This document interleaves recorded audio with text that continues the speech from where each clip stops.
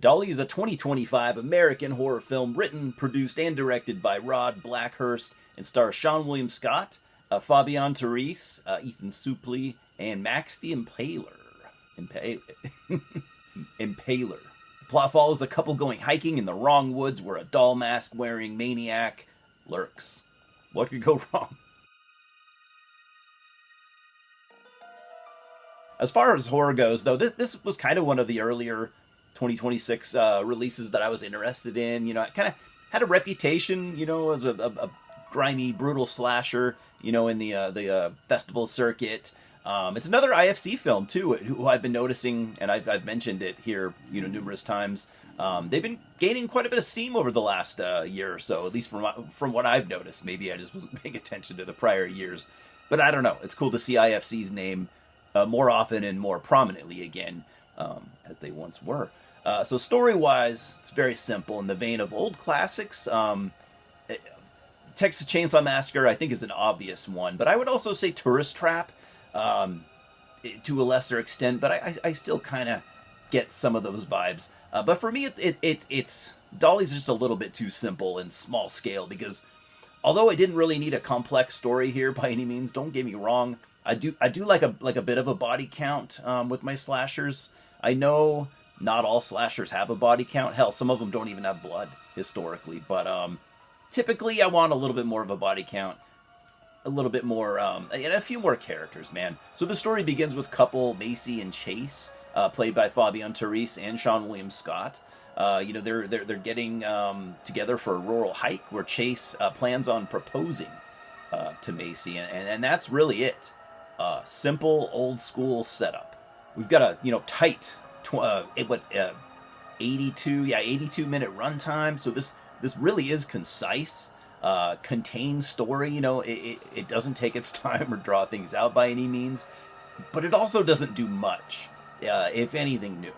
I don't think there's a ton of creativity here, and originality, to be honest, isn't super important for me with movies like this, and other things that I like too, but I just need it to be done well. So, like, shortly into Macy and Chase's hike, they find dozens of old dolls nailed to trees in the forest. I'm fine with it, you know, even though, you know, it's something we've seen countless times. I get it, dolls are creepy, especially when they're nailed to trees and stuff like that. But I just feel like I've seen this so many times before.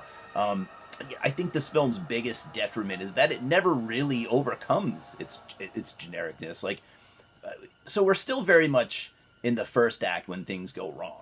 Out in the woods, Macy and Chase meet Dolly, our villain. Obviously, with any original horror film, especially slashers, you need a good, memorable villain. That's first and foremost, I think. And I think that with not only the success of the Terrifier movies, but with Art the Clown showing, you know, signs of a future horror icon, in my opinion, I'll die on that hill. You know, people are just taking notice. So I think we will see an increased focus on, you know, other people trying to create memorable horror villains. And you can see that here with Dolly. They are going for something like that. And I wasn't at all familiar with the wrestler, Max the Impaler is their name. And I think Dolly is just really too generic to be a real standout villain, like one that you're going to remember for years and years. I mean, first we've seen the doll-faced killer characters before. In fact, for a better movie, I would actually recommend The Hills Run Red. And Dolly's also very similar to Leatherface. She doesn't talk or anything, but she does constantly make baby sounds. And I'm pretty sure they were added in post, too. I don't think Max the Impaler's making those sounds. And it was actually kind of annoying. But but either way, you know, I didn't walk away like necessarily a fan of Dolly as a character. So Dolly ends up ambushing Macy and Chase in the woods, not far from her house. She bashes Chase's face in with a shovel. And she does that thing where, you know, another thing we've seen in movies, but which is fine. When it comes to gore and stuff, you can do anything twice with me. But she does that thing where, you know, jams the shovel in between his jaw and just kind of busts his head open and leaves him for dead. It's a pretty brutal scene.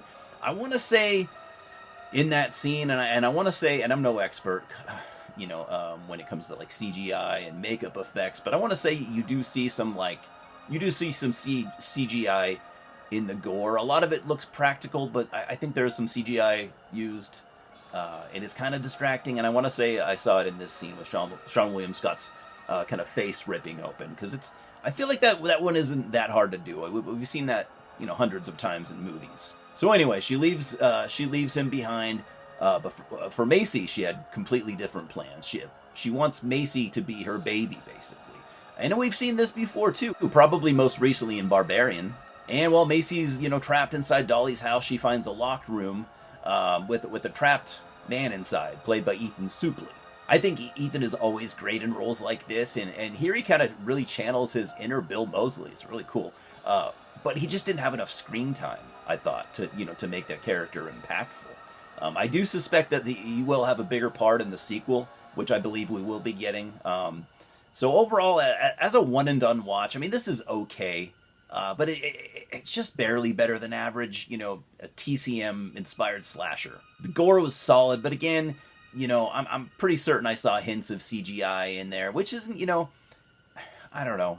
I'm not saying that ruins a movie or anything, but it was a little distracting, and I didn't like it. None of us like it. So I also would have preferred, maybe a few more characters too, even if they were just there to be killed off. But they didn't even really include, like just random body count people.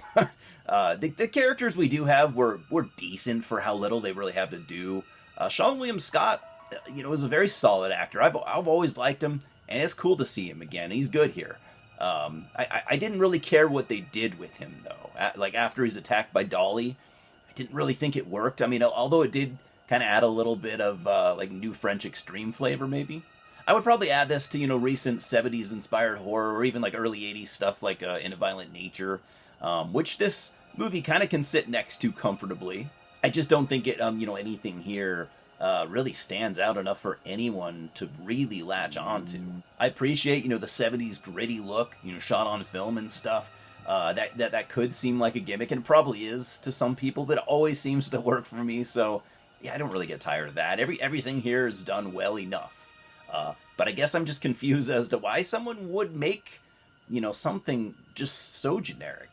There's just not a ton of imagination here, and the story just isn't interesting. You've seen this all, and you've seen it done better. So I'm giving Dolly 2 out of 4 stars. I can only recommend this to like die-hard slasher fans who try and watch everything, kind of like myself. Don't get me wrong, I am down for a sequel, because like I said, it should be coming. I just hope they tighten things up and make a lot of improvements, because it's going to need them. If you don't want to make another Strangers situation, that Strangers trilogy. You don't want to do that, where you just keep making the same thing again and just pissing people off. But until then, I'll be looking much more forward to the In a Violent Nature sequel, which I think comes out fairly soon too. So yeah, really excited for that. For the Dolly sequel, I wouldn't say I'm excited at all, but I will check it out. Cheers, guys, and I'll see you at the multiplex. Subscribe right now, please.